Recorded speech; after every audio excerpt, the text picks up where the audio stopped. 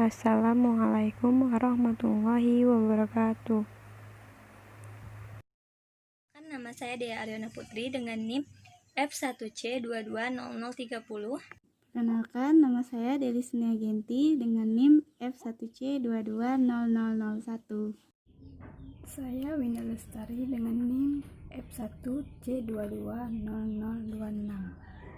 Perkenalkan, nama saya Yulia Safitri, NIM F1C220016. Perkenalkan, nama saya Silvi Agliani dengan NIM F1C220008.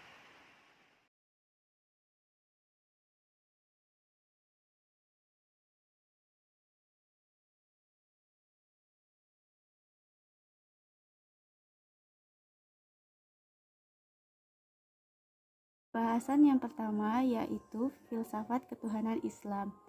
Apa itu? Filsafat ketuhanan dalam Islam dapat juga diartikan sebagai kebijaksanaan Islam untuk menentukan Tuhan, di mana ia sebagai dasar kepercayaan umat Muslim. Yang kedua, kita akan membahas siapa Tuhan. Siapa Tuhan itu? Coba kalian renungkan dalam hati kalian masing-masing. Ya, jadi Tuhan itu bersifat konkret dan abstrak. Kenapa Tuhan bersifat konkret? Dan di mana konkretnya Tuhan itu? Jadi, konkretnya Tuhan bisa kita lihat dengan melihat seluruh ciptaannya. Dengan kita melihat seluruh alam semesta ini, kita mampu merenungkan bahwasanya sebuah alam semesta ini ada karena ada yang menciptakannya. Sedangkan sifat abstraknya Tuhan adalah bersifat gaib. Selain itu, Tuhan adalah sesuatu yang dipentingkan, yang dipuja, yang dimintai pertolongan, yang memberikan kemaslahatan, serta ditakuti karena mendatangkan bahaya. Menurut Ibnu Taimiyah, lafaz illah dalam kalimat tauhid itu berarti kita memuja Allah Subhanahu wa taala dengan sepenuh hati, kita tunduk kepada Allah Subhanahu wa taala, kita berserah kepada Allah Subhanahu wa taala, kita mengharap hanya kepada Allah Subhanahu wa taala, dan kita akan merasa tenang apabila kita mengingat Allah Subhanahu wa taala.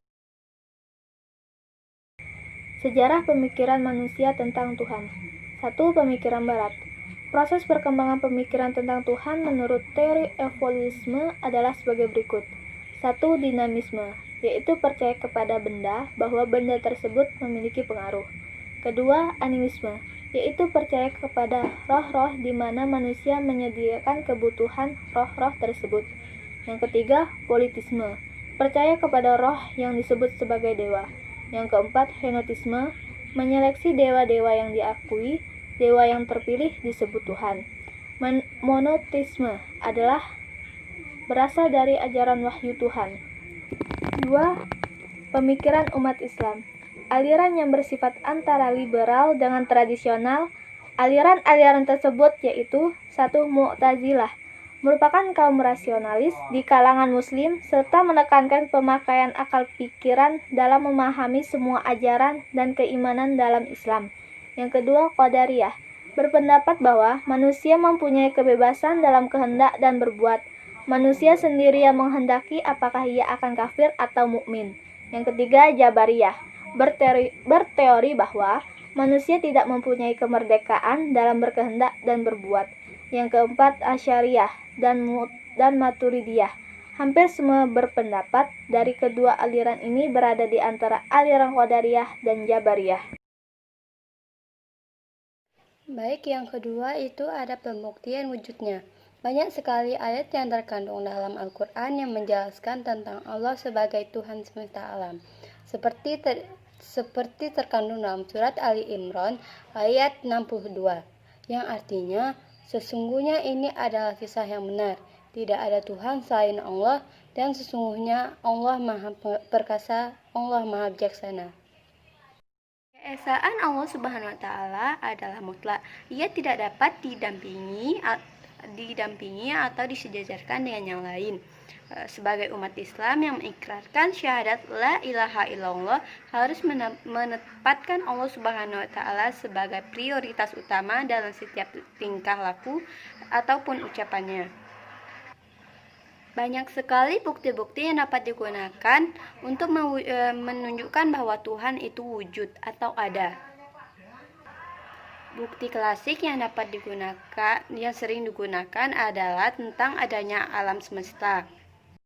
Setiap sesuatu yang ada tentu diciptakan dan penciptanya adalah Allah Subhanahu wa taala, Tuhan pencipta alam semesta. Pembuktian dengan pendekatan seperti di atas sebenarnya bukanlah hal baru lagi. Jauh sebelum umat Islam menggunakan pembuktian semacam itu, Plato telah mengemukakan teori dalam bukunya Timaeus yang mengatakan bahwa tiap-tiap benda yang terjadi mesti ada yang menjadikannya. Baiklah, yang ketiga ini ada proses terbentuknya iman. Pada dasarnya proses pembentukan iman juga demikian, diawali dengan proses perkenalan, kemudian meningkatkan menjadi senang atau benci. Mengenal ajaran Allah Subhanahu wa taala adalah langkah awal mencapai iman kepada Allah Subhanahu wa taala. Jika seseorang tidak mengenal ajaran Allah Subhanahu wa taala, maka orang tersebut tidak mungkin beriman kepada Allah Subhanahu wa taala. Di sini saya akan membahas tentang keimanan dan ketakwaan. Keimanan, apa sih itu keimanan? Keimanan adalah perbuatan apabila diibaratkan seperti pohon memiliki pokok dan cabang. Keimanan bukan berarti hanya tentang kepercayaan, namun melainkan tentang keyakinan yang mendorongnya untuk melakukan amal soleh. Seseorang yang beriman bukan hanya percaya terhadap sesuatu, namun mendorongnya untuk mengucapkan, melakukan sesuatu sesuai dengan keyakinannya. Nah, kita dapat melihat atau menakarkan orang-orang beriman dengan tanda-tanda sebagai berikut, yaitu yang pertama adalah orang-orang yang beriman memiliki tanda-tanda selalu bertawakal, bekerja keras, tertib dalam melaksanakan sholat dan perintahnya, menafkahkan rezeki di jalan Allah, dan selalu berkata yang bermanfaat dan menjaga kehormatannya. Manfaat dari orang-orang beriman yaitu adalah yang pertama, bisa melenyapkan kepercayaan seseorang terhadap benda, roh-roh atau makhluk lainnya. Yang kedua yaitu adalah dapat menumbuhkan rasa berani menghadapi maut. Orang-orang yang beriman tidak akan pernah takut kapan datangnya maut, karena ia selalu mempersiapkan dirinya untuk melakukan amal-amal soleh atau amal-amal yang baik, serta dia tidak takut kapan maut itu akan datang. Selanjutnya itu adalah ketakwaan. Apa sih itu ketakwaan? Ketakwaan berasal dari kata waka, yaki, dan wikayah yang artinya adalah takut, memelihara, menjaga, serta melindungi. Takwa dapat diartikan yaitu adalah memelihara keimanan yang diwujudkan dalam pengamalan ajaran agama Islam secara utuh dan konsisten atau istiqomah. Karakter dari orang yang bertakwa dapat dikategorikan dalam beberapa kategori, yaitu yang pertama adalah beriman kepada Allah, beriman kepada kitab-kitabnya, beriman kepada para nabi dan rasul, beriman kepada hari kiamat, dan beriman kepada qadar baik dan qadar buruk. Nah, ini dapat dikategorikan yaitu adalah memelihara fitrah iman. Yang kedua yaitu adalah mengasihi harta-hartanya kepada orang yang membutuhkan seperti orang miskin, anak yatim piatu, orang-orang yang diputus di perjalanan. Yaitu dapat dikategorikan yaitu adalah mencintai sesama manusia atau mengasihi sesama manusia. Yang ketiga yaitu adalah menjaga sholat, puasa, dan zakatnya, atau mendirikan puasa, sholat, dan zakat. Hubungan ketakwaan dibagi menjadi 3, yaitu hubungan dengan Allah, yaitu memelihara hubungan dengan Allah Subhanahu wa taala dimulai dengan melaksanakan tugas atau ibadah secara sungguh-sungguh dan ikhlas. Selain itu, dapat juga dilakukan dengan menjauhi perbuatan yang dilarang Allah Subhanahu wa taala.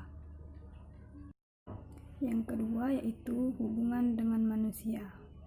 Hubungan dengan Allah menjadi dasar bagi sesama manusia yang bertakwa, akan dapat dilihat dari perannya di tengah-tengah masyarakat.